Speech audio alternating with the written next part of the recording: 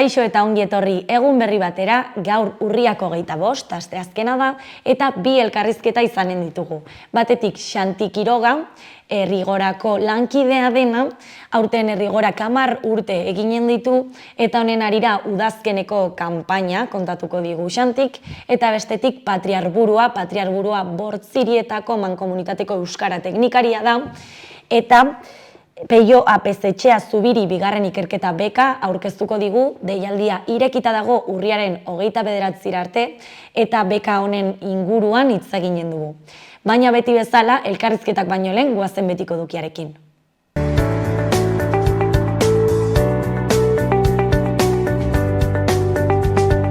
Goazen orain gaurko efemeridekin. Gaurko egun batean, baina 1833an Isabel Bigarrena Espainiako erregin aldarrikatu zuten, 13 urte zituen. Urte batzuk geroago, 1936an Alemania eta Italiak ardatzaren ituna sinatu zuten. 1940an Japonia batuko zitzaien. Egun berean, baina 1979an Euskadi eta Kataluniako estatutuak baiestu ziren herri galdeketa baten bidez. Eta bukatzeko 2003an Eusko Jaurlaritzak Ibarretxe plana onartu zuen. Proposamen honen arabera, estatutu berri bat egin beharko litzateke eta Euskal Herria eta Espainiaren arteko harremana aldatu egingo zen. Libre asociación con el Estado español. Ikusiko dugu aste honetako agenda. Asteazkenean, Belarriko Kilkerrak liburuaren aurkezpena. Fernando Reik gidatuta, Uxue Alberdi eta Begoña Durruti liburuaren egileek Belarriko Kilkerrak aurkeztuko dute. Arratsaldeko 7:00 Karrikirin. Ostegunean, batetik Literarte Txiki. Brif Braf Bruf jaialdiaren barruan, Literarte Txiki tailerra eskainiko du Izaskun Mujikak. Arratsaldeko 5:00 7:00 bitartean izango da Txantreako liburutegi publikoan. Haurrentzako sorkuntza tailerra da eta Iani Rodariren ipuinaren irakurketarekin hasi eta jolasaren bitartez eta irudimena aske utziz, ipuin berri baten oinarria sortzeko elkarlanean arituko dira. 8 urte bitarteko haurrentzat. Bestetik, ipuin kontalaria Kamixibaiarekin. Kamixibai saioa Isabel Salcedok kontatua. 4 urtetik gorako haurrentzat sarrera librearekin. Jarraian, irakurle taldea, Kristalezko begi bat. Emakume baten mintzoa adituko duzu liburua zabaltzeaz batera. Begi bat galdu nuen nerabezaroan. Minbiziz hil zitzaidan ama. Dibortziatua naiz eta seme bat daukat. Lantokian kontua eskatu nuen iaz, horrela hasten da Miren Agur mea beren Kristalezko begi bat liburua. Eta hura izango dute eztabaidagai irakurle taldean. Arratsaldeko 7:00 Fertxu Izquierdo idazleak gidatuta.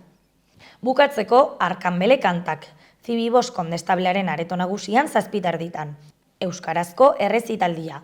Arkanbele kantak hitza, musika eta irudia. Mikel Taberna, Joseba Irazoki eta Oier Fuentesekin. Ostiralean batetik antzerkia, zeozertan dabil, baina ez dakit zertan. Nafarroko antzerki eskolan 7:00. 3 lagun elkarri galdezka. Gu familia bat gara? Antzeslana hasi eta ikusleak ez du argi izango zein den 3 pertsonaien arteko harremana, baina berekintzen arira joango da deskubritzen 3ko honek ezkutatzen duena. Bestetik, Eresia Lurrarin bekizu, ama. Gure ama hilda, kantu bat, dantza bat, erritu bat, lore bat eskaini nahiko nioke. Hildakoei gorazarre egiteko abesten ziren bertsoak dira Eresiak, baina nik jada ez dut kanturik hildako ama agurtzeko. Maite dugunaren heriotza datorrenean, zer egin, Oier Zunigak ekintza eszenikoa bera dolu erritu kolektibo bilakatzen du. Arratsaldeko 8:00 Zizurreko kulturretxean, sarrerak 6 eurotan. Igandean La Pamplonesa sari solidarioak. La Pamplonesaren sari solidarioen kontzertuan haziak eta zaporeak erakundeak sarituko dituzte. Haien lana saritzeaz gain, indartzeko xedez, kontzertuan lotzen den dirua bere osotasunean saritutako bi erakundek jasoko dute. Ikuskizunean bertan, La Pamplonesarekin batera, hainbat gonbidatu igoko dira ogoltzara. Haien artean, Enrique Villarreal Eldrogas eta Ibilbedi taldeko Ibai Osinaga eta Ametsa Aranguren. Sarrerak Gaiarren zein webgunean eskuratu daitezke 12 euroren truke.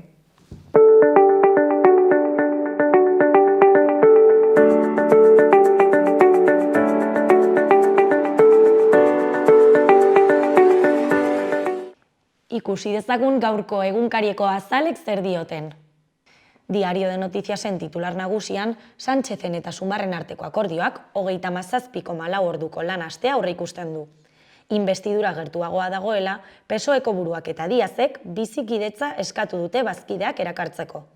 Beste neurri batzuk, etxeko hegaldiak murriztea, garraio abonuen prezioaren jaitsiera eustea eta finantziazio autonomikoko eredu berri bat dira. Behan, erroldaren 4,45% parte hartzarekin Puigdemonten kontsultak investidurarako blokeoa sustatzaren alde bozkatu du. Argazki nagusian, Txibite presidenteak eta Irujo kontseilariak Jose Ignacio Murillo Zunzundegiko CEO-aren azalpenak jaso dituzte enpresara egindako bisitan.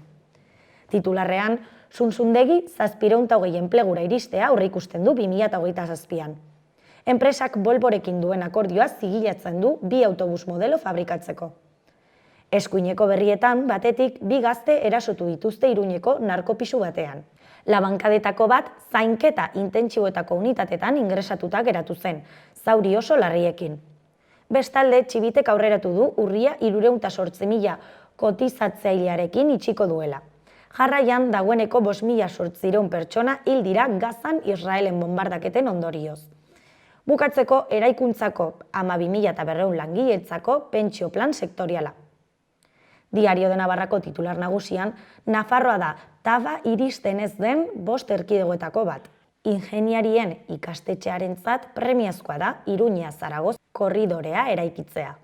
Argazki nagusian, prestakuntza ikastaroa Altsasuko Zunzundegi lantegian. 400 langileko plantilla du eta 720 igoko da.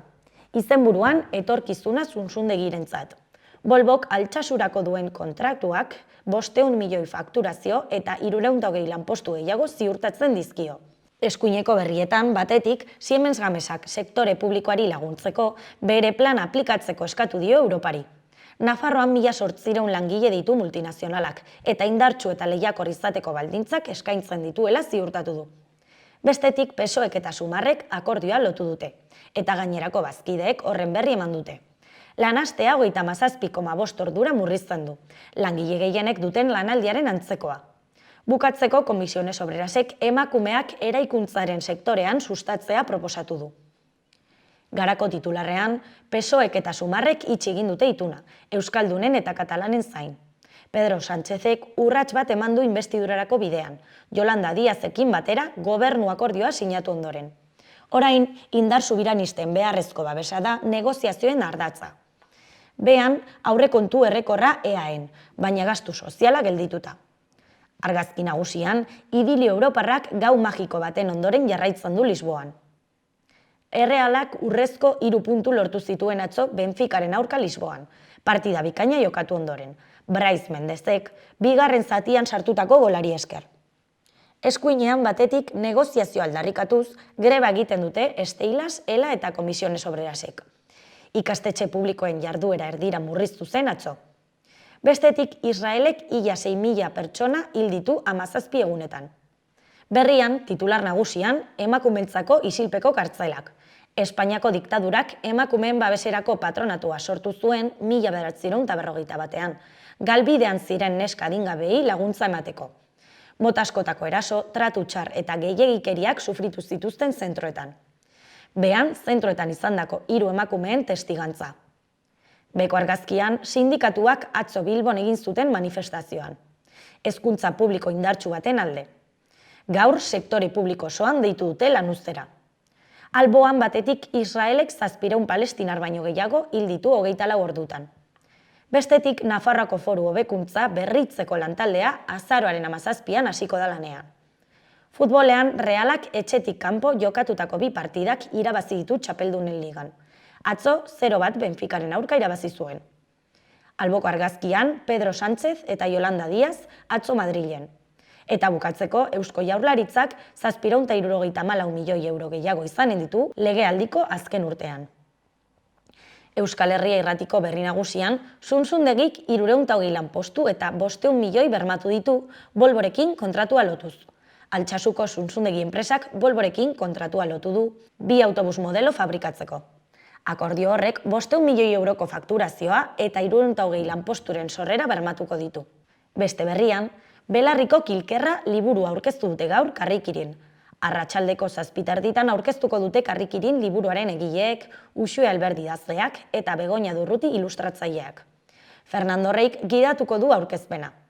Bukatzeko Aner Peritzen hitzak. Sor ditzagun interesgarriak diren produktuak euskaraz eta jendea zaletuko da.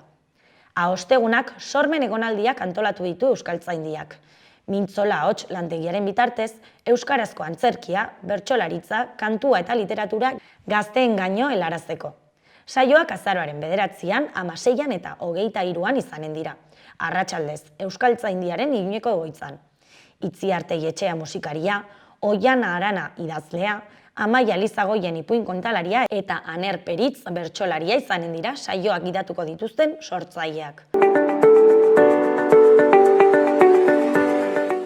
Gaurko eta biharko eguraldia entzun dezagun orain.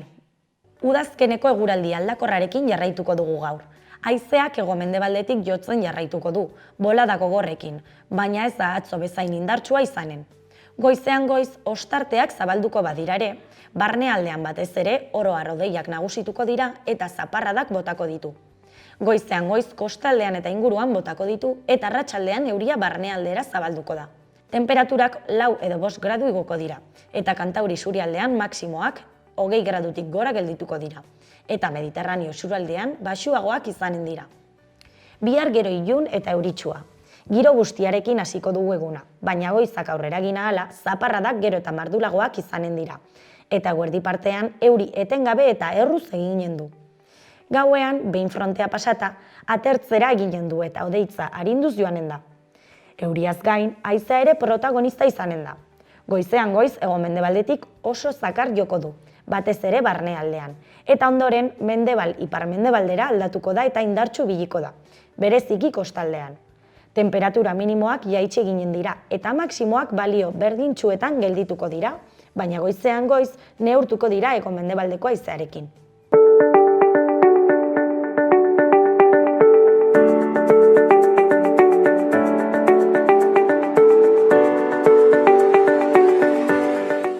Kaixo eta ongi etorri gaurko lehenengo elkarrizketara, oraingoan Xanti Quirogarekin gaude, Rigorako lankidearekin. Arratsaldeon, Xanti. Arratsaldeon. Ongi etorri. Eskerrik asko. Rigora 2013an sortu zen gizarte ekimenak 10 urte bete ditu aurten, eta honen arira Xantik udazkeneko kanpaina aurkeztuko digu.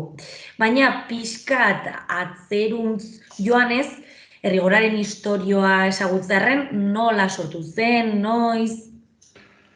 Zegoen nahiko inkietude handia, zuesti guztio daukaguna, zer nola elikatzen garen, nola dago lehenengo sektorea orokorrean, zein egoeran dagoen euskara ofiziala ez den eremuan, hainbat kontu ezberdinak eta hori, zurazki jende askok zeukan burua.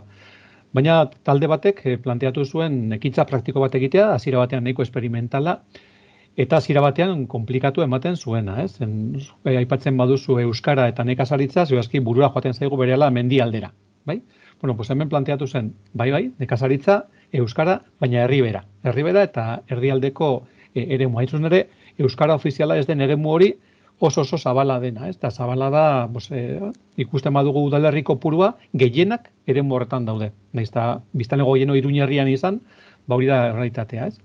Orduan, han planteatu zen posiblea zela, gainera ikusitaz espekulatiboa den industria agroalimentaria orokorrean eta ze gutxi ordaintzen zaie sortzen duten nekazariei eta formatzaileei eta ze garestia da orokorrean konsumitzen duguna, igual bidezko harreman bat sortzea nekazariak eta konsumitzaileen artean sortzea gauza polita zela. Eta ideia horrekin, lehenengo urtean egin zen gauza txikitxo bat, Bargia ikastola, Tuteran, eta hango nekazari batzuekin, eta Ipar Euskal kostaldeko batzuekin, hor Lekeitu inguruan, eta bar. Han planteatu zen, aukera polita zela, eta orduan ja sortu zen urrengo urterako Errigora tal kual gaur egun, baina izan beharrean gaur eguneko kopuruekin askoz ere txikiagoa zela. Eta eskema sinplea da, bada nekazariekin eta transformatzaileekin harreman zuzena daukagu, beraien eskutik zuzenean hartzen ditugu produktuak, eta Euskal Herria osoan zehar dagoen sare handi baten bidez, banatzen ditugu produktu horiek, eta gero, hain da espekulatiboa normalean bitartekaritza hori, nun gaur egun bidezko prezio bat ordainduta nekazari eta transformatzaileei beharrezkoa diren logistika guztia, zen ari gara hitz egiten 500 bat banaketa guneak sortzen ditugu kanpaina honetan herrigora bezala. Eta komunikazioko lana eta hori guztia da ateratzen da libre, nolabait etekin bezala konbilen artean 25%. Hau da, kutxa bakoitzaren 25% enbertitu daiteke, enpresa bate ingo lukena zen hori, etekin atera eta horrekin potoldu, hori izan beharrean planteatzen dena da, inbertitzea ateratako diru hori guztia euskara ofiziala ez den eremuan euskara sustatzeko, euskararen ezagutza eta euskararen erabilera. Horretako, sartu zen sare oso potente bat, komunitate potente bat, lehenengo momentutik, baekak, ikastolek, sortzen eta gero denborarekin, gero aipatuko dizugun, agerraldia sortu egin dena, bai alde batetik produktu horiek guztiak zabaltzeko eskorrian zehar, eta gero ere, aipatzen ari garen, ager eremua, hau da, Zangozatik, Bianara eta Garesetik, Kortez edo Ablitaseraino dagoen hiruki horretan, euskararen erabilera eta ezagutza sustatzeko. Orduan, izango genuke, sare erraldoi bat dela, euskara, tokiko produktuak, eta beste erabateko konsumitzeko manera antolatzen duena auzolan baten bidez. Eta esan dut auzolana, zen berez, 500 bat toki baldin badaude, eta toki guzti hauetan baldin badago pare bat lagun, milaka pertsona parte hartzen dute, produktu horiek eskatzeko, banatzeko, kobratzeko, eta gero, azken batean, euskaren alde inbertitzeko, egin behar den jardura horiek guztiak, ager eremuan. Eta nondik datorri izena Herrigora? Izena osoa da Herrigora, Herribera, Herrigara. Orduan laburtzeko jartzen dugu Herribera, eta orduan Herribera da eremua, enundi batean, ez? Egia da, ez dela bakarrik Herribera, erdialdeko zonaldea ere sartzen da, horre Tafaialdea, Lizarraldea, Zangozaldea hori guztiare barruan dago, eta gero Herribera. Herribera zentzu horretan, eta Herrigora zen handik gora duala, baina gero ekarpena normalean badago gehiago kostaldetik barrura etortzen dena, baina egia da, ager eremuan aipatzen dugun horretan, saskiak ere banatzen dira. Osa, ez da, gu pensatzen dugu erdialdeko edo herriberako etxe guztietan produktua daudela eta ez da honela. Osa, horiek ere hartzen dituzte kutxak eta parte hartzen dute kanpainan beriziki. Eta, alde horretatik etorri zen izena eta horregatik Herrigora propio. Noiz eman zinaten ezagutzera? Aipatu duzu hasiera baten gutxi batzuk zinatela, nola izan da prozesu hori hainbeste izatera iristeko? Bai, lehenengo esperimento 2012an egin zen, oraindik ez zen Herrigoraren izena izan, eta 2013an egin zen lehenengo aurkezpen bat hor Iruñan, planteatu zen hori egitera gindoa zela eta ideia izan zitekela, eta lehenengo urratsu potentea eman zen, 1000 eta piko kutxa banatu ziren urte horretan, eta gero ikusten badugu zer gertatuen 10 urte hauetan, 130.000 kutxa banatu ditugu 10 urte hauetan. Iaz adibidez, 13.500 kutxa izan ziren, pandemiaren urtean errekorra gainditu genituen eta 15.500, ia 16.000 kutxa banatu genituen, eta igual polita da horrekin sortu egin dena, ez? Alde batetik komunitate handi bat, nun normalean sistema arrunta batean, izango genuke ez, hornitzaileak, bitartekariak, normalean merke erosten dute eta oso garestia saltzen dute eta horrekin potoltzen dira, eta gero konsumitzaileak, ez, bezeroak izango zuten. Herrigora ez da hori. Herrigora bada toki bat nun, ez ditugu hornitzaileak, daukagu ekoizleak. Eta ekoizleak dira nekazariak, dira transformatzaileak, eta horiek partaidea dira Herrigoran, eta gainera balio batzu bete behar dituztela. Beraien produktu guztiak sortuak eta transformatuak izan behar dira, aipatu izan dugun hegoalda eta herrialdeko eremu horretan. Beraiek izan behar dute halako euskara normalizatzeko plan bat enpresan gurekin aritzeko. Eta gurekin aritzeko ezinbestean parte hartu behar dutela gure auzolan erraldoi horretan. Kutxak osatzen, ez egiten diren auzolanetan ere propioak egiten. Eta gero ezinbestean egon behar da harreman zuzen eta bidezko bat nekazariekin. Eta esaten dugu bidezkoa prezio duin bat, beharrezko den prezio ordaindu behar zaielako nekazariek eta transformatzaileei, eta gero ez dugu onartzen bitartekaritzarik. Hau da, zuzeneko harremana izan behar dela aipatzen eraren ekoizle horiekin, bai kaso batzuetan demagun, ez? Pues ardoa egiten dutena, pues prozesu osoa egiten dute pertsona berdinak, bai matxa jaso eta bai ardoa transformatu. Olioarekin ere antzeko gertatzen da. Baina gaietak egiten dituzten, horiek bai batzutan, edo askotan aipatzen dugu, eremu hortan nahiko ohikoa da konserberak, ez? Pues konserberak normalean hartzen dituzte produktuak eta bereiek boteetan jartzen da, zen errigoraren parte handi bat, kontserbak dira banatzen ditugun gauza hauek, ez? Orduan, bidezko eta zuzeneko harremana izan behar da. Orduan, pertsona horiek guztiak partaidea dira gure proiektuan. Aipatzen normalean bitartekaritza espekulatibo egon beharrean, auzolan baten bidez, milaka pertsona parte hartzen dute eskaera jasotzen eta gero eskatutako hori guztia banatzen. Eta gero guk oso kontzientea gara, kontsumitzaileak ez direla modaz aritzen edo merkeen topatzen ez. Errigoraro kontsumitzaileak badakite zertan ari diren, badakite zer bultzatu nahi duten, beste eredu bat sustatu nahi dutela, eta gainera, kontzientea dira, egiten ari diren horrekin euskara eremuri konplikatuenan, paperi gabeko euskara horri laguntzen ari dutela beraien konsumo ohiturak aldatzen eta errigoraren kutsak hartzen, ez? Orduan, hori guztia oso polita da, batek esaten zuela hori poesia zela, eta igual ez zaio arrazoia faltatzen, eta faltatzen zerbait, eta 10 urte hauetan lortu izan duguna. Eta ekoizleen kopuru handitzen joan da?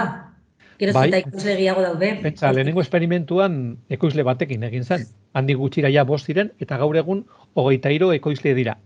Baina 23 ekoizle horien atzetik 100 nekazaria daude. Osea, ideia egiteko jarriko ezot adibide bat, ez? Nafarroan badago arazo potolo bat, lekalei dagokionez. Asko konsumitzen dira, baina oso gutxi produzitzen den. Orduan, bere garaian jarri egin harremanetan azialdeko, elkarte bat, nun 15 ekoizle duela une honetan, guk kontatzen dugu ekoizle bat bezala. Baina ekoizle horien atzetik 15 produktore ezberdinak badaudela, dilistak, garbantzuak eta beste gauza batzuk sortzen dituztenak. Habilitaseko kooperatiba, badela olioa batez ere enpeltre bariatetakoa jartzen diguna. Bueno, pues, ia herri osoa bada hango habilitaseko kooperatibako kideak. 100 nekazari txikiak badaudela partaidea direnak. Orduan, justu orain, ari gara ikerketatxo bat egiten ikusteko 10 urte hauetan ze inpaktu izan duen errigorak sektorean. Zenbat hektareak ari dira lantzen errigorara den beharrak asetzeko, zenbat nekazariak onuraz jasotzen ari dira horren bidez, eta hemendik hilabete batetara, ziurezki honen berri emanen dugula, zen oso pozik gaude balortzen ari garen kopuruekin. Zenbatero ateratzen dituzue saski berriak? Bi kanpaina daude. Igual importantea da aipatzea hori, zen orain ari gara saski bati buruz hitz egiten, eta hori da kanpaina honetan egiten dena. Hau da, guk deitzen diogu hegoaldeko uztarekin euskarari puska ematen, bai? Horregatik gero euskarari puska ditzen da laburtzeko, baina planteamendu da hori, ez? Produktu horiek jaso eta produktu normalean prezio arrunta batean eta aintzat hartu ze kalitatea daukaten produktu horiek guztiek, ez duzu topatuko inun prezio horretan, baina kutxa itxi bat egiten dugula, ez? Aurten kutxa berezi bat egin dugu 10. urte urrenerako, eta kutxa horretan dago denetatik, badagoela hori, epatutako kontserbak, oso betikoak izan daitezke, zein zuriak, piperrak, orburuak, eta abar, badago ardoa, baduela zukuak, baduela lekaleak, badagoela pasta, eta, hainbat kontu, eta gero goxo batzuk ere badago, hoi da, udazkeneko kutxa eta kanpaina. Baina udaberrian badago beste kanpaina bat, eta kanpaina horretan helburua da aipatutako konsumo ohiturak joatea aldatzen. Hau da, aipatu dugu lekaleren kasuan adibidez, badago, konsumitzeko ohitura, baina azkeneko urtetan konsumitzen dugun ia guztia importatzen dugunez, hemendik hemengoa konsumitu beharrean, joan da, desagertzen ekoizteko ohitura hori, ez? Orduan, udaberriko kanpainaren bidez egin den duguna da, urte osoan konsumituko duzun olioa, konsumituko duzun kontserbak, konsumituko duzun arroza, pastak, lekaleak eta bar, kalkulatu, eta guk zuzenean herri guztietara, auzo guztietara eramanen dugun. Eta prezioa bada, zuzenean, ekoizlek zuzenean saltzen dutenean prezio horretan. Bai? Orduan, bi formula daude. Hasiera batean, kutxa bakar bat zegoen, udazkeneko kanpainan. Gero janituen, bi. Iaz, 3 ziren. Aurten, simplifikatzeko sisteman jarri dugula bete-bete saskia, berezia dena, baina bada modu bat, ez? Eta gero, egia da, gero eta produktu gehiago sartzen ari gara, gero eta ekoizle gehiago, lehenago esan patuko 23, baina handagoela, eta poliki-poliki bagoaz gauzako egokitzen. Iaz, adibidez, banatu zen 13.500 kutxa hauetatik, 2.500 3.000 inguru izan ziren aginaldoak. Bada, enpresetan, oraindik badago ohitura, langilei gabon garaian, emateko zer. Hori ere badago, eta horretarako egokitzen ditugu gure saskiak, igual enpresa batean behar badaukatela, edo horretarako ez bada beste eremu bat, eta gero ere, rigora bezala, egiten ari gara lan bat, jantoki kolektiboetan. Basi ginen 10 jantokietan, aurten 20 jantokietan gaude, eta 7.000 inguru otordu ematen dugula bide horren bidez. Orduan, posi bagoaz gero eta gehiago zabaltzen, eta gero eta ekarpen handiago egiten Euskarari. Aipatzarren zenbaki bat, ez?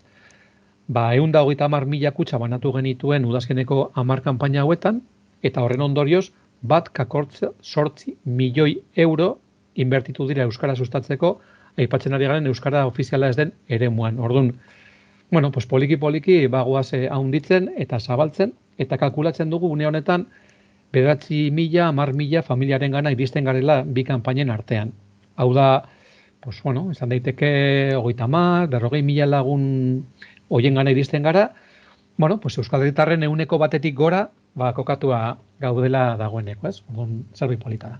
Osa, normalen ematen dituzue 3 saski edo 2 aukeratzeko, baina oraingo kanpaina honetan egin duzue bat eratu, ez? Bai, 10.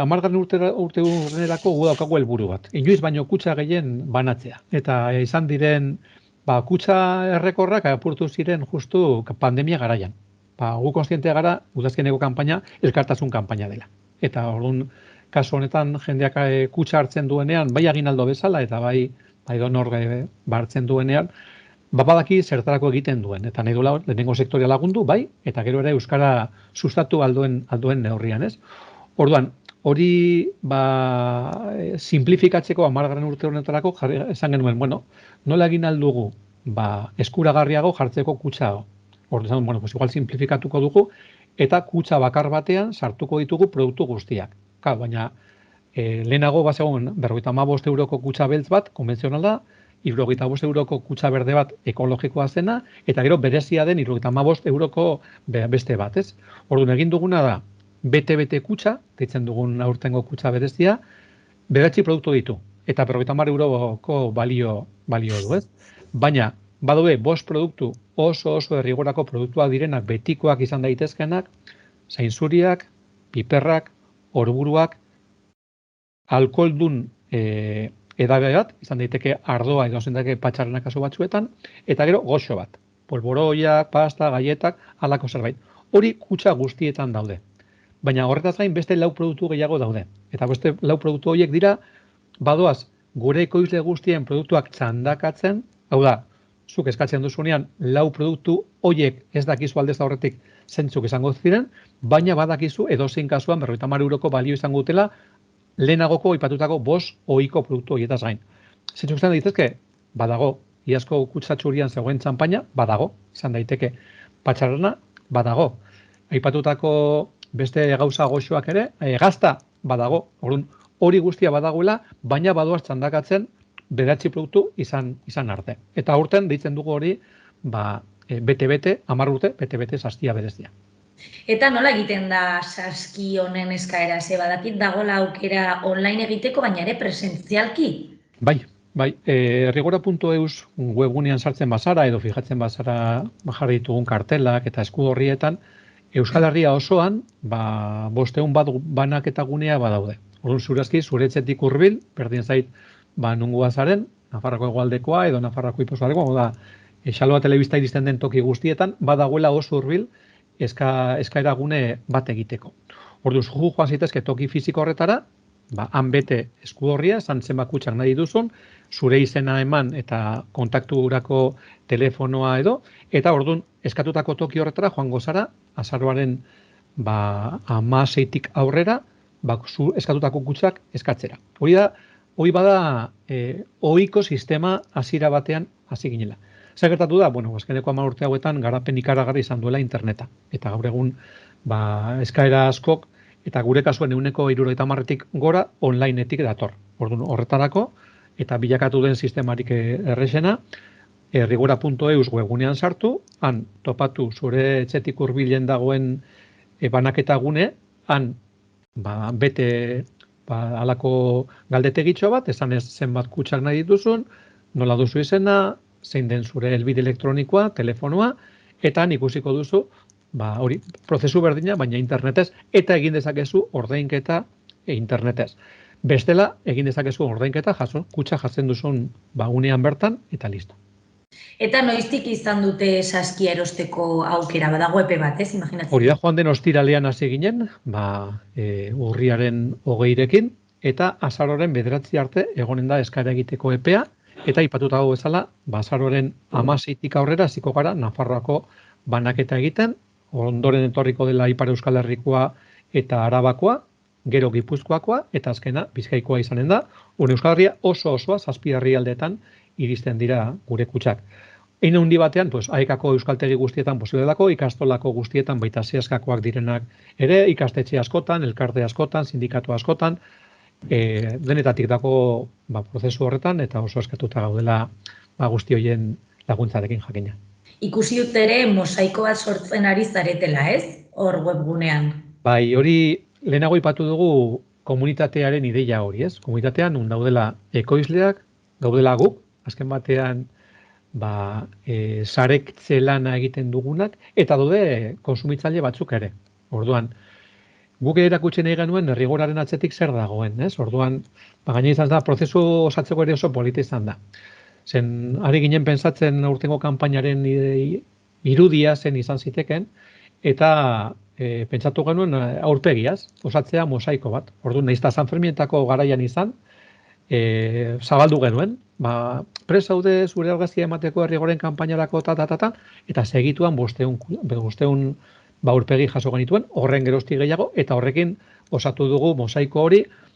Mosaiko horrekin irudikatu nahi duguna zer izan garen, zen 10 urte hauetan denetatik gertatu da. Jaio eginda jendea, baina joan da, beste jende bat, eta bereziki pandemia garaian. Eta orduan hori guztiak aurpegiekin erakutsi nahi genuen, eta horregatik osatu genuen mosaikoa. Eta guain garaiz gaude joateko osatzen, zen azken batean oso pozik gaude lortutako emaitzak eta zenbakiekin, baina politagoa dela sortzen ari garen sarea, sortzen ari komunitatea, bestera batean lurrak kudeatu nahi duena, bestera batean konsumitzeko prest dagoena, bestera batean sustatu nahi duela ofizialtasuna, euskararen ofizialtasuna Euskal Herria osoan mugari gabe, eta hori oso posa handia ematen digu, eta hori da, aipatzen ari garen urte hurrena, bereziki ospatu nahi duguna horregatik mosaikoren ideia.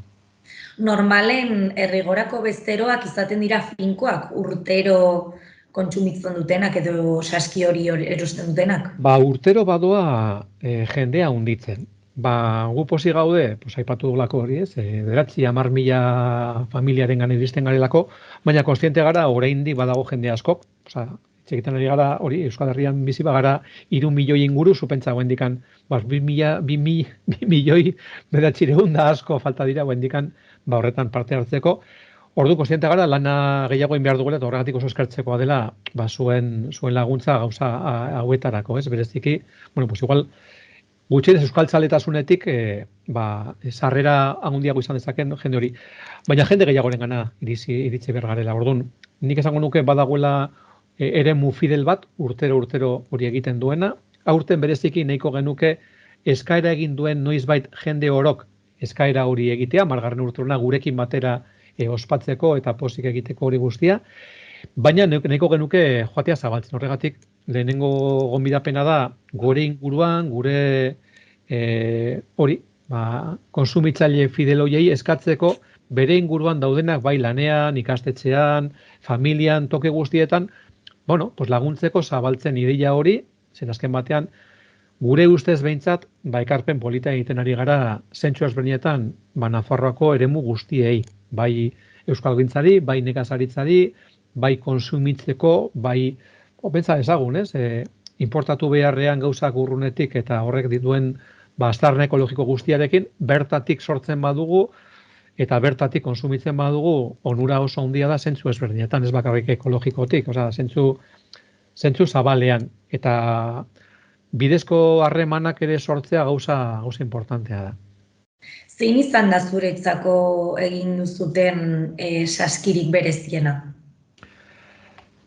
Urtengo izango zen bereziena ziurazki, ez? Egiten ari gara, esperimento ikusiko dugu nola joaten den, badago sorpresa faktore bat polita dena ere, oparietan kokatzen dena, eta saiatu gara egokitzen dagoen behar ezberdinetara, ez? Hasiera batean kutxa bakar bat zen, gero izan genuen, baina ezke, badagoela hori produktu ekologikoa konsumitzeko era eta sortu genuen kutxa ekologikoa. Oraingo kutxa honetan erdia baino gehiago beti ekologiko izanen da, zen iazko kutxa berdean zuen produktu guztiak sartuta duela bete kutxan ere. Gero ikusi genuen, opari bezala, igual sortzea kutxa txuri hori ere importantea zen. Gero udaberriko kanpainan, gero eta produktu gehiago joan gara sartzen, aurten lehenengo aldiz frutu lehorra sartu genituen, datorren urtean ardoa sartzeko asmoa daukagu ja urte osoan konsumitzeko maneran. Bueno, poliki bagoaz egokitzen bai sortzen diren produktu berriak, zen duela 10 urte ziurazki izango genuke lekaleekin, garbantzuak eta dilisteekin ekologikoetan banatzea egiten ari garen bezala, eta uste komplikatuak izan lehortea direla eta, baina, bueno, poliki bagoaz egokitzen egon daitezken behar eta helburua da lehenengo 10 urte bete ditugula eta hurrengo 10 urtetan bagoaz gauzak hobetzera eta gauzak hobeki egiten azken batean.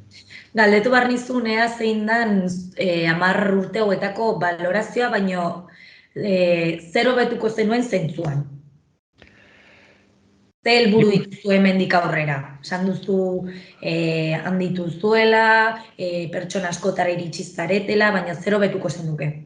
Amets batean ni jarriko nuke helburu bezala lortzea guztion artean zonifikazioa gainditzea. Euskal ofiziala esatean Nafarroa osoan gauza handia litzateke zalantzarik gabe. Gero badago beste elementu bat, ez? Zupentza, hemen Euskal Herrian oroar, eta egun dia salbuespenak, 3 aldiz, 3 otordu gutxienez egiten ditugu. Gu kontzienteak izango bagina, konsumitzen dugun produktu bakoitzak nun sortu egin den, ze baldintzetan sortu egin den, baldintza agroekonomikoak alde batetik, baina gero ere, nola egin den prozesu hori guztia, ez? Nundik harri duten, nola kilometroie guztiek ze eragina izan duten inguru giroan, gaur egun ezagutzen ditugun azpiegituretan, kontziente izango bagina ziurazki eta jakingo bagenu, benetan guk erabakitzen dugula zer ekoizten den, zen azken batean konsumitzen ez den ez da ekoizten, eta guk sortzen baditugu, sustatzen badugu importazioa, ari gara kalte ikaragarri egiten hemengo ekoizleei, ez?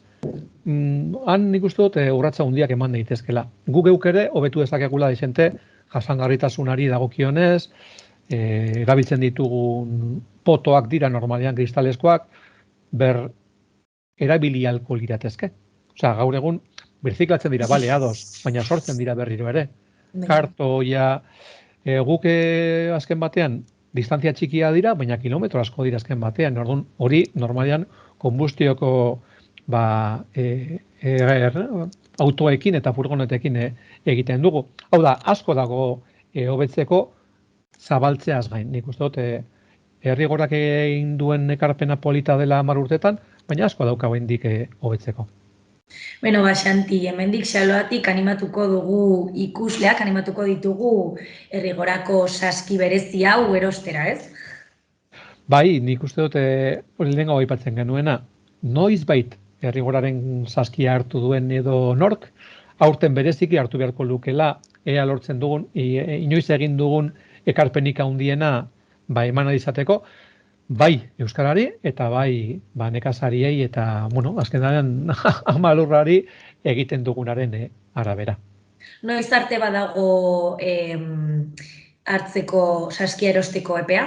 Azaroaren 9 amaituko da eskaerak egiteko epea, eta orduan ja handikan aurrera ziko gara logistika guztia banatu izateko hemendik oso denbora laburrean. Orduan orain justu garaiz gaude eskaera egiteko, hori erregura.eus begiratu tokia, eta horren arabera zu aukeratu joaten zaren oinez eta eskatzera, edo internet eskatzen duzu, eta listo. Sekulako produktua jasoko dituzu, zalantzari gabe, eta gainera ekarpena handia ginen duzu zentzu ezberdinetan. Oso ongi, mi esker Xanti eta plazer bat. Eskerrik asko zuei, aukera emateagatik.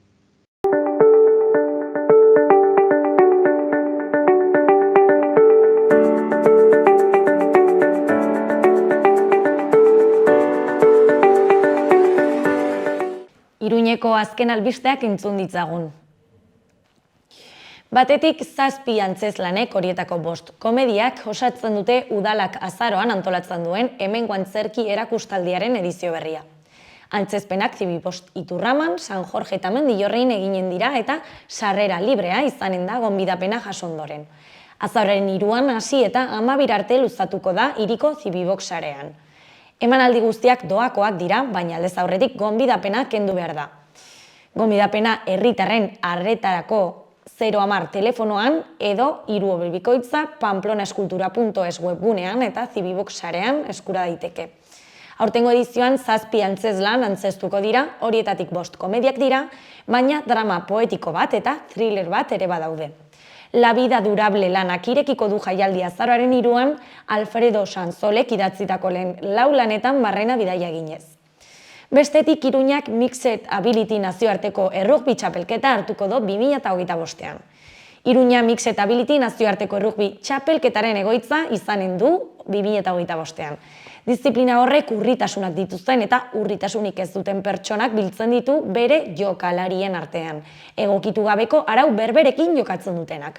Azken batean kontua da kirola eta lehiaketa sustatzea. Pertsonak beren gaitasunaren arabera sailkatu edo bereizi gabe. Ekitaldi antolatzen duen International Mixed Ability Sports irabazi asmorik gabeko erakundeak gaur goizean bertan iragarri du erabakia. Horrela, Nafarroako hiriburuak Irlandako Kort hiria ordezkatuko du 2022an txapelketaren egoitza izan zena. 10. edizioa izango duen txapelketa hartzeko hautagaitza Iruña Rugby Klubek gidatu du eta Iruñeko udalak, Nafarroako gobernuak, Nafarroako Kirol Institutuak, Nafarroako Errugbi Federazioak eta Nafarroako Unibertsitate Publikoak babestu dute. Izan ere, unibertsitate zentro honetako kirol azpiegiturek hartuko dituzte errugbiko partidak eta txapelketaren inguruan egiten diren gainerako kirol erakustaldi guztiak. Eta amaitzeko Iruñeko udalak 74 berri emaile ditu ikasturte honetan 37 gazte guneri informazio eta proposamenak helarazteko sare gisa. Udal programa baten 28. edizioa da, eta helburua gazteentzat interesgarria den informazioa transmititzea eta haien kezkak entzutea da. Gazteriaren etxeko gazteentzako korrespontsalien programak 2023-2024 ikasturtean 74 neskamutil izanen ditu. Eta Iruñeko udalarekin elkarlanean arituko dira 37 ikastetxetan, ikastetxe institutu elkarte hezkuntza bereziko zentro eta ikasleen egoitzetan. Gazteen etxeak Carlos Salvador zinegotzia bertan izan da eta ongietorria eta eskerrak eman nahi izan dizkie. Ekitaldian halaber beren zereginak programak behar bezala funtzionatzeko oinarrizko jarraibideak eta korrespontsaliak eraginkorrak izateko gakoak azaldu zaizkie. Dinamika da, ikastetxeek aurkeztutako hautagaitzen artean hautatu ondoren, ikastetxe bakoitzeko 2 ikaslek konpromiso hartzea gazteentzako informazio gune bat sortzeko eta eguneratua edukitzeko. Eta besteak beste, bekei, laguntzei, bideiei, programazioei eta topaketei eta trukei buruzko informazioa transmititzen duten bozeramaileei eta eragilei bihurtzea.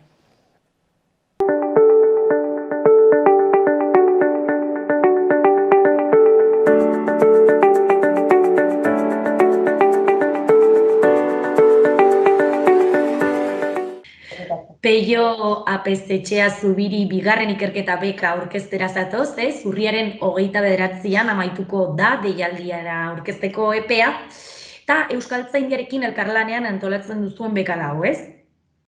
Bai, hori da. Bueno, bigarren deialdia da, baina horren arrazoia da, aurten bertan udaberrian lehen deialdia egin genula, eta ez zen eskaerarik aurkeztu, eta beraz erabaki genuen bigarren deialdia egitea. Hasieratik egon gara Euskaltzaindiarekin elkarlanean, beka hau prestatzeko, batez ere Batez-etxea bera Euskaltzain urgazle izan zelako, eta pentsatu genuen, bi erakundeen intereseko gaia zela, ez? Eta hortik dator elkarlana. Eta zeintzuk dira deialdi honen helburuak? Bueno, deialdi honen abia puntua hasteko izan zen, Pello Batez-etxea hil zela, laster beteko dire 2 urte, gero nahi baduzu hitz eginen dugu Pellori buruz, baina, mankomunitateen historian pertsona garrantzitsua izan da, eta hiltzen momentuan, hemengo batzordeetako kideek eta proposatu zuten, haren omenez zerbait egiteko. Eta, Pelloren ibilbidea ikusita, pentsatu genuen, zer hobe ikerketa beka bat baino, ura omentzeko, ez? Eta, helburua hori da, ez? Ikerketa sustatzea batez ere, bai. Nor izan zen Pello Batez-etxea? Pello Goizuetan sortu zen, baina bila da, bere bizitzaren zati handi bat hemen eman zula Bortziritan, Etxalarren apeiz modura, ez? Baina hortaz aparte, hitz batean laburbiltzeko Pello izan zen pertsona sustatzaile bat, arlo haunitzetan, ez? Ikerlari izan zen, batez ere dialektologia eta onomastika eta soziolinguistika eta horrelako gaietan gustatzen zitzaion aritzea, 11 prentsa artikulu eta argitaratuak ditu horren ingurun, bere ikerketak eginak ditu, liburuak argitaratuak eta bar. Sustatzaile ere izan zen herri mailan, Etxalarren galdetzen badin baduzue deneko oroitzen dute Pello herri, urruti zeuden baserrietarako pistak konpontzeko egin zuen lana, herriko kooperatiba sortzeko egin zuen lana, eta gure aldetik zer horretaraziko dugu, euskaltzale modura, Etxalarren dagoenetik egin duen lana. Herrian bertan ikastolan sorreran ezinbertzeko pertsona izan zen, Bortziritan azpimarratzekoa da helduen euskalduntza alfabetatzean hasieratik egin duen lana eta eskaini duen laguntza. Eta hortaz aparte, euskaltzale modura eragile eta sustatzaile gisa ezagutu dugu osasunak aukera eman dion bitartean. Eta orduan beka hau sortu zenuen, nori zuzendutako beka izango zen? Printzipioz, ikerketa munduan dabilen edozein irekia dago, euskaraz ikertzen, noski, baina, ikerketa beka batek beti mugatu behar ditu bere ikerketa arloak, eta orduan, 3 arlo nagusi erabaki genituen ikerketarako, batez ere Pello omendu nahi genulako, erabaki genuen, bera ibilitako arloekin zerikusia izan behar zela beka honek, ez? Eta orduan, horren arabera, erabaki genuen ikerketak izan direla soziolinguistika, dialektologia eta onomastika arlokoak, ez? Deialdia ikustizkero, arloien barruan guk proposatzen ditugu ikerketa gai batzuk, baina proposamenak dire, hortik entzinera, soziolinguistika, onomastika eta dialektologiarekin lotutako bertze edozein gai ere aurkezten alda beka honetarako. Eta ze puntutan izan behar dute aurkeztu behar diren pertsonek haien ikerketa? Ikerketaren hasieran egon behar dira? Momentuz, eskatzen dieguna, ohiko dokumentazioaz gainera, eskatzen dieguna da memoriatxo bat aurkezteko. Eta memoria horretan, zenbait puntu, deialdiaren oinarrietan markatuak gaudenak, epaimaiak ikusi ahal izateko zer den ikertu nahi dutena.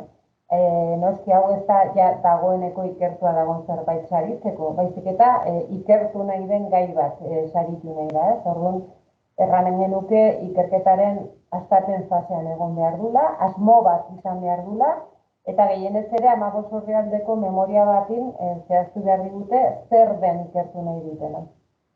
Taldeka zein bakarka, zakundatu daitezke.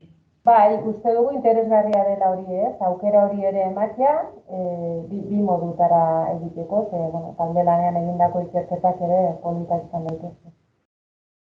Zeintzuk dira beka hori lortzeko bete behar dituzten baldintzak edo oinarriak? Ze nik uste irakurri dudala, adibidez, Euskara maila ze bata titulua izan behar dutela, edo aurkeztu behar dutela. Bat maila, gainera, lantaldean aurkeztuzkero taldeko kide guztiek izan behar dute maila hori.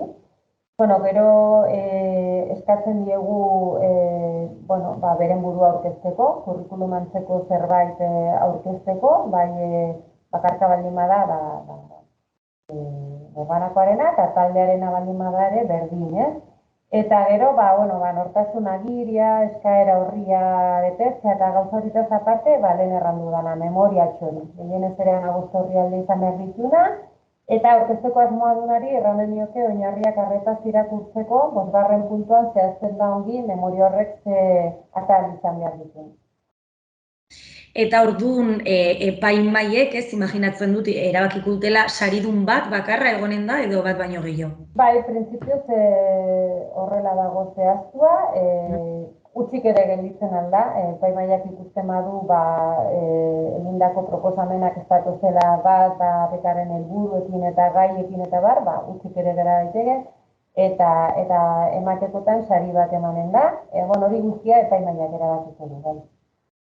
Eta nortzuk osatuko dute epaimaia?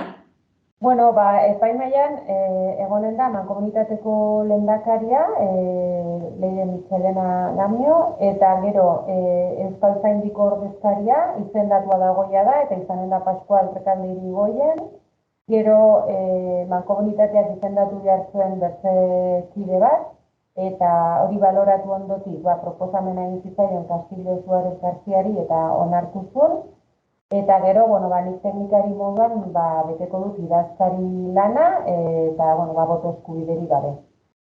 Bekadunek edo bekadunak zenbateko saria jasoko du? Deialdian zehaztua dagoen bezala, 7.000 euroko sari bakarra emanen da, 3 zatitan ordainduko zaie sari hori, behin beka onartu eta eman ondotik berehala emanen zaio 140.000, oda 2.800 euro.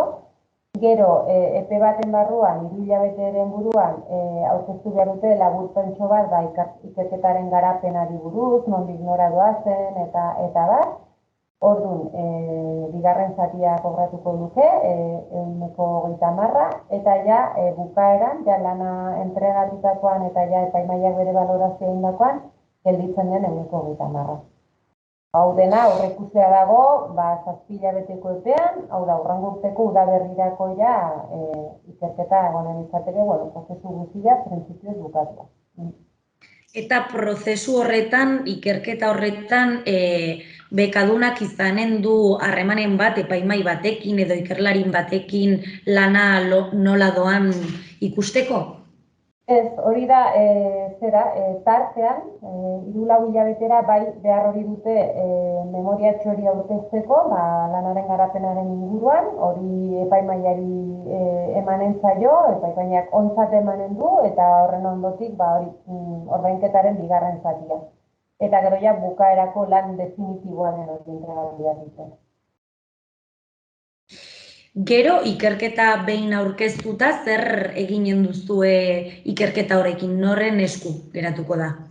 Hori dena, deialdian zehazkoa dago eta printzipioz guk ez dugu deus zehatzik aurre ikusi. Ikusi beharko da ze lan mota den saria eskuratzen duna, zein den bukaerako emaitza, eta hor zehazten da gero lanaren eskubideak nola banatzen diren egilearen eta mankomunitatearen artean. Hori ikusteko dago, igual goizegi da orain zerbait aurreratzeko. Eta nola ikusten duzu jendea animatua? Jendea animatu da. Lehenbiziko deialdi horretan zailtasunak izan genitun, segurazki bekau berria delakoz, eta ustez egin genuen komunikazio lan bat eta zabalkunde lan bat, baina ez zen inorra aurkeztu. Errepikatzen dut, uste dut hori izan zela, gauza berri bat zelako, eta bar. Bigarren deialdi honetarako, biarran lanketa zehatzagoa egin dugu ikerketa munduan dabilen jendearen artean, eta bat, eta, momentuz interesa badago, badirudi 14 lan izanen ditugula, ja. Deialdia urriaren 29an amaituko da, eta hortik aurrera noiz izanen da sari banaketa, esan hori? Bai, horrek orain ezin du data zehatzik izan, kontua da dokumentazio aurkeztu ondotik aztertu behar dugula dena ongi dagoen, eta dokumenturen bat falta baldin bada, zerbait osatu baldin bada, behar baldin bada, edo zuzendu behar baldin bada, 10 eguneko epe bat eman behar diegu eskatzailei hori osatzeko edo zuzentzeko. Horrek markatuko digu pixko bat egutegia. Gure asmoa litzateke dena ongi baldin badago azararen erdialdean edo ja emaitzaren berri komunikatzeko. Baina ez da erabat gure esku dagoen zerbait. Zergatik erabaki zenuten adibidez dokumentazio zati horretan euskarazko titulua eskatzea? Ez da gauza bat zalantzan jarri zena. Uste dugu maila hontako ikerketa batean beharrezkoa dela ikerlariek gutxienez euskara maila hori izatea. Baina ez da behiratu den kontu bat, argi zegoen hasieratik bai. Nolakoa da jendeak duen, ezagik nola esan, zein da publiko mota ikerketa hauetara aurkezten dena? Hasteko guk hori ez dugu mugatu. Eskatzen diegun titulazio bakarra euskarazko C bata da, horrek erran nahi du unibertsitatean oraindik ikasten ari den jendeak eta eskaera aurkezten aldula, ez da beharrezkoa graduatu izatea edo ez. Hor alde horretatik uste dugu nahiko irekiak gelditzen dela, ez dugulako ikasketen aldetik mugari jarri, ez? Adibidez, badago jendia formakuntzaz eta behar bada ez, baina afizioz badena, ez, ikerketa munduan eta mugitzen dena, eta orduan jende mota horreri ere ez genion aterik itxi nahi. Orduan hori ikusiko den bezala, deialdian ikusiko den bezala, ez dago bat ere mugatua. Bukatzeko eta jendea animatzeko zergatik apuntatu beharko ginateke horrelako ikerketa beka batera?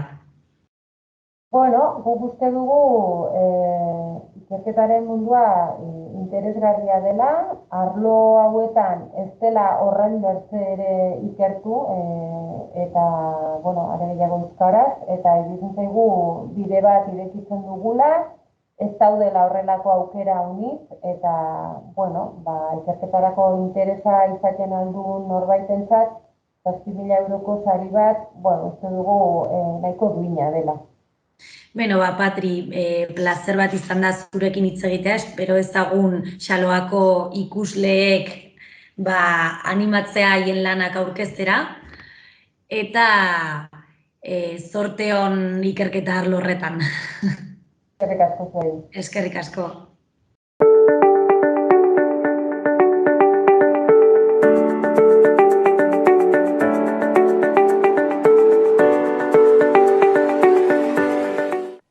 Mila esker beste egun batez hemen gurekin egoteagatik eta beti bezala bihar elkarrizketa berriekin eta eduki berriarekin hemen egonen gara. Gobierno de Navarra. Nafarroako gobernua.